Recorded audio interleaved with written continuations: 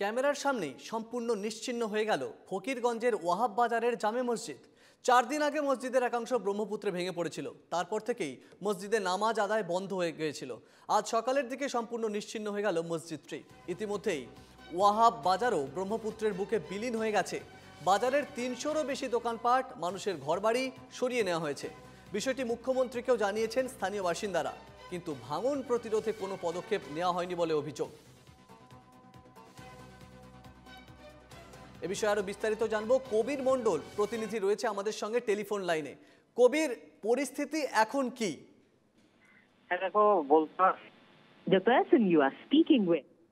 যোগাযোগ বিচ্ছিন্ন হয়েছে। 4 দিন আগে মসজিদের একাংশ ব্রহ্মপুত্রে চলে গেছে, অর্থাৎ ব্রহ্মপুত্রের একের পর এক যে প্রকৃতির দুর্যোগ, প্রকৃতির রুদ্র রোষে একের পর এক মসজিদ নদীর গ্রাসে চলে যাচ্ছে এবং স্থানীয় যে এলাকা নদীর পাড়ের যারা বসত করে সেখানে রয়েছেন, যাদের বসত ভিটে রয়েছে, স্থানীয় দোকান রয়েছে, ব্যবসায়ীরা, তাদের সম্পত্তির একাংশ নদীর গ্রাসে।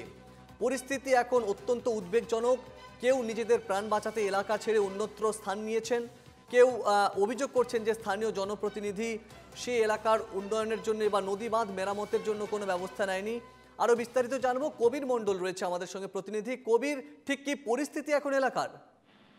দেখো, আমরা কিন্তু প্রত্যেক বছরই দেখি যে দক্ষিণ শালমারায় প্রত্যেক বছর যখন বর্ষাকাল আসে সেখানে কিন্তু খুব ভাঙন হয়, আর এইবারও কিন্তু ব্যতিক্রম নয়। এইবারও আমরা দেখতে পেরেছি ফকিরগঞ্জের যে ওয়াহাব বাজার সেখানে কিন্তু খুব প্রচন্ড ভাঙন চলছে। আর ইতিমধ্যে গত প্রায় 10-15 দিনের ভিতরে বাজারের যে 300-রও বেশি দোকান রয়েছিল সেই দোকানগুলো ভেঙে গিয়েছে। এমনকি আজকে সকালবেলা যখন জামে মসজিদ ভেঙে যায়, ধসে গেছে ইতিমধ্যে ব্রহ্মপুত্রের বুকে, আর যার ফলে এখন অঞ্চলে হাহাকার। আর এই বিষয়টা আমি একটা কথা বলবো, দেখো, গত 4-5 দিন আগে যখন ধুবড়ীতে মুখ্যমন্ত্রী এসেছিল, মুখ্যমন্ত্রীকে স্থানীয় ফকিরগঞ্জ অঞ্চলের এক মহিলা, তার নাম লাইলি বেগম, এবং আরো অনেক কয়েকজন ব্যক্তি ছিল, তারা কিন্তু মুখ্যমন্ত্রীকে এই বিষয়টা জানিয়েছে যে ফকিরগঞ্জ এলাকাতে বর্তমান এইভাবে ভাঙন চলছে, আর এখানে কিছু পরিমাণে যদি অস্থায়ী হলেও সেখানে কিছু কাজ করার জন্য দাবি জানিয়েছে। কিন্তু এখন পর্যন্ত যেটা বলতে হবে, দেখো, ধুবড়ী জেলা শাসকই হোক বা সরকারি পক্ষ থেকে তারা কিন্তু কোনো ধরনের